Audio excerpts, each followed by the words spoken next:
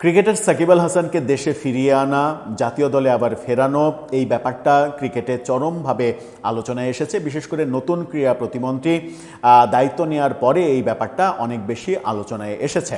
বিগত মেটিকুলাস যে দুই ক্রীড়া উপদেষ্টা আসিফ নজরুল এবং আসিফ মাহমুদ সজীব ভুঁইয়া, তারা ক্রিকেটটাকে যেভাবে ধ্বংস করে গেছেন এবং প্রকাশ্যে ক্রিকেট বোর্ডে হস্তক্ষেপ করেছেন, নগ্ন হস্তক্ষেপ করেছেন, সাকিব ক্রিকেট খেলতে পারবে না, তাকে জাতীয় দলে নেওয়া হবে না, এই ঘোষণা সরকারের পক্ষ থেকে ওপেন দিয়েছেন এই উপদেষ্টারা।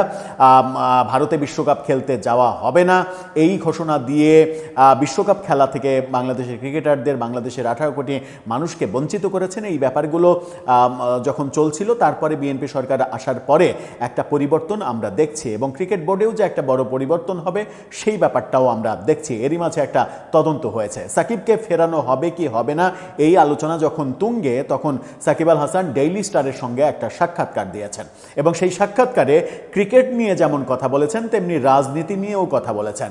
সাকিবের এই সাক্ষাৎকারে যে চুম্বক অংশটা উঠে এসেছে, সেই অংশের অন্যতম একটা বড় অংশ জুড়ে ছিল আওয়ামী লীগের রাজনীতি। সাকিব কি আওয়ামী লীগের রাজনীতি ছাড়ছেন নাকি আরও বেশি আঁকড়ে ধরছেন? আগামীতে আওয়ামী লীগের রাজনীতির কাণ্ডারি, অন্যতম কাণ্ডারি হয়ে যেতে পারেন কি সাকিব আল হাসান? চলুন একটু আলোচনা করে দেখি কি বলছেন সাকিব ডেইলি স্টারের সঙ্গে এবং এই বক্তব্যের ফলে তার আবার দেশে ফেরার পথে নতুন প্রতিবন্ধকতা তৈরি হবে কি না। থাকবেন পলিটিক্স টিভির নিয়মিত আয়োজনে।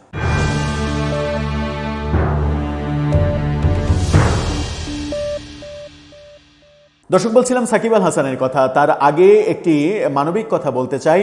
ফুড ফর অল, সবার জন্য খাদ্য, এই স্লোগান নিয়ে একদল তরুণ অসহায়, দুস্থ, ক্ষুধার্ত মানুষের পাশে রান্না করা খাবার নিয়ে দাঁড়াচ্ছে। তাদের এই মানবিক উদ্যোগটাকে সমর্থন করতে হলে ডেসক্রিপশন বক্সে লিঙ্ক দেওয়া থাকবে, সেখান থেকে অন্তত সাবস্ক্রাইব করে তাদেরকে অনুপ্রাণিত করবেন যেন এই মানবিক বার্তাটা সকলের কাছে পৌঁছে যেতে পারে। চলে যাচ্ছি মূল আলোচনায়। বলছিলাম সাকিব আল হাসানের কথা এবং আওয়ামী রাজনীতি নিয়ে কথা, ক্রিকেট নিয়েও কথা।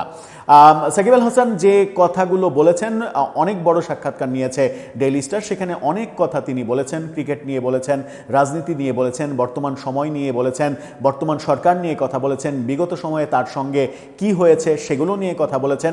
অনেক কথার ভিড়ে রাজনীতির কথাটা একটু বেশি উপচে পড়েছে মনে হয়। রাজনীতির কথাটাই এখন যেহেতু মানুষের কাছে মূল আকর্ষণের ব্যাপার সাকিব আল হাসানের ব্যাপারে, সেই ক্ষেত্রে সেই কথাটাই বেশি হাইলাইট হয়েছে, সেগুলো নিয়ে আলোচনা শুরু হয়েছে চতুর্দিকে। ডেইলি স্টারের শিরোনামটা দেখে নিন, সেখানে বলা হচ্ছে রাজনীতির জন্য আমৃত্যু সময় আছে, ক্রিকেটের সময়টা কম।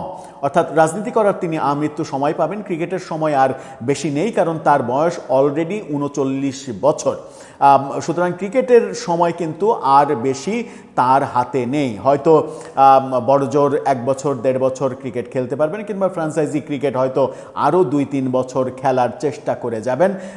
আন্তর্জাতিক ক্রিকেট খেলার বয়স হয়তো প্রায় শেষই হয়ে গেছে। এই ক্ষেত্রে তার একটাই চাওয়া হতে পারে, সেটা হচ্ছে যে দলে একবার অন্তত সুযোগ পেয়ে দল থেকে আনুষ্ঠানিকভাবে আন্তর্জাতিক ক্রিকেট থেকে অবসর নেয়ার যে ব্যাপারটা। কি বলছেন তিনি সাক্ষাৎকারে? দেশের ইতিহাসের সফলতম ক্রিকেটার সাকিব আল হাসান 2 বছর ধরে আছেন দেশের বাইরে। আওয়ামী লীগ সরকারের সাবেক এই সংসদ সদস্য 2024 সালে তার দলের পতনের পর আর দেশে ফিরতে পারেননি। তবে বিএনপি সরকারের যুব ও ক্রীড়া প্রতিমন্ত্রী আমিনুল হক জানিয়েছেন, আইনি জটিলতা কাটিয়ে উঠতে পারলে সাকিবকে স্বাগত জানানো হবে। বর্তমানে নিউ ইয়র্কে পরিবারের সঙ্গে থাকা সাকিব ডেইলি স্টারের সঙ্গে কথা বলেছেন। তাকে প্রথম প্রশ্ন করা হয়েছিল, প্রায় 2 বছর যাবৎ দেশের বাইরে আছেন, দেশটাকে কতটা মিস করছেন? তিনি বলেছেন, দেশটাকে, দেশের মানুষকে, সব কিছুকে, ক্রিকেটকেও তিনি মিস করছেন। আপনার এই বিশাল ফ্যান বেজ রয়েছে। বিগত সময়ে দেখা গেছে ভক্তরা আপনার জার্সি ও প্ল্যাকার্ড নিয়ে হেনস্থা হয়েও দমে যায়নি। তাদের এই ভালোবাসাটা কতটা অনুভব করেন? তিনি ভক্তদের প্রতি কৃতজ্ঞতা জানিয়েছেন এবং বলেছেন যে এরকম সময়ও যে আমাকে দেখতে হবে যে আমার জন্য আমার ভক্তরা বিভিন্নভাবে লাঞ্ছিত হচ্ছে, এটা আমার জন্য খুব কষ্টের ব্যাপার। তাকে প্রশ্ন করা হয়েছিল, বাস্তবতার নিরিখে আপনার দেশে ফেরার সম্ভাবনা কতটুকু, এটা খুবই গুরুত্বপূর্ণ ব্যাপার। তিনি বলছেন, আমি আশাবাদী, সবসময় একজন আশাবাদী মানুষ ছিলাম।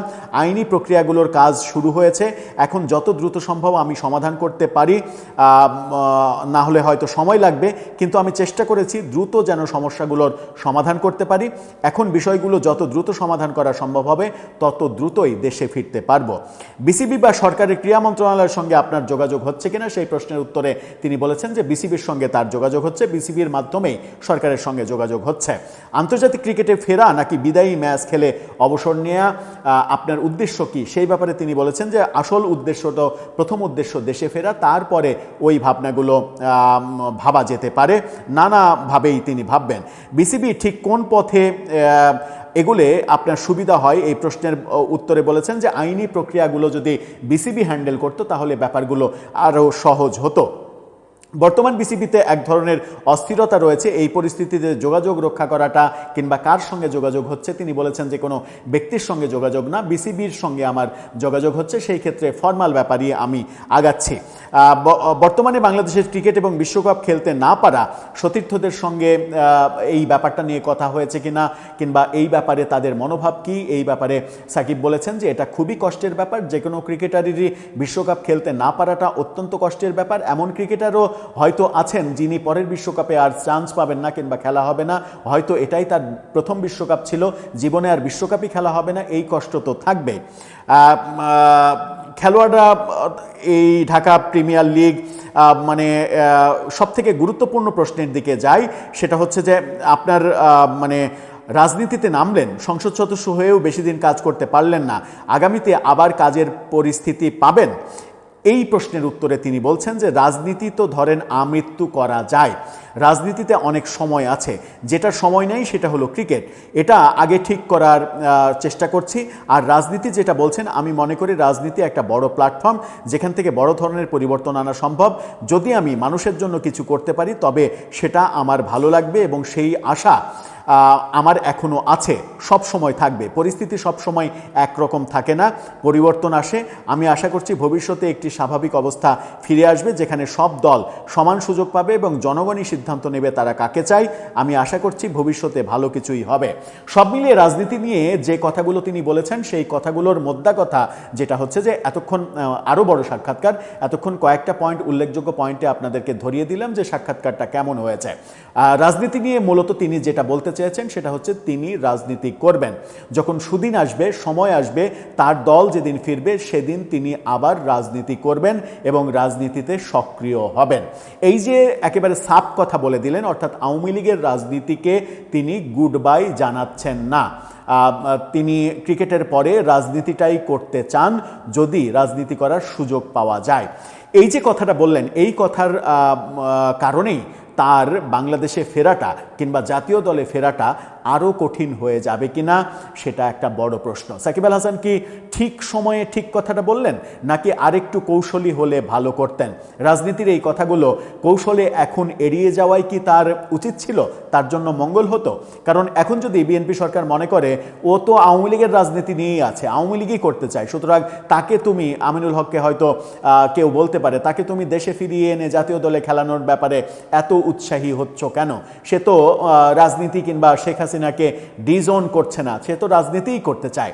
এই মনোভাব যদি বিএনপির মধ্যে তৈরি হয় তাহলে কিন্তু সাকিবের দেশে ফেরা কিংবা জাতীয় দলে ফেরা অনেক বেশি কঠিন হয়ে যেতে পারে। দর্শক, আপনার কাছে কি মনে হয়, সাকিব কি টেকনিক্যালি একটা বড় ভুল করে ফেললেন, নাকি বীরের মতো সত্যটা জানিয়ে দিয়েই সঠিক কাজ করলেন? আপনার ভাবনা কি জানিয়ে লিখতে পারেন আমাদের কমেন্ট বক্সে।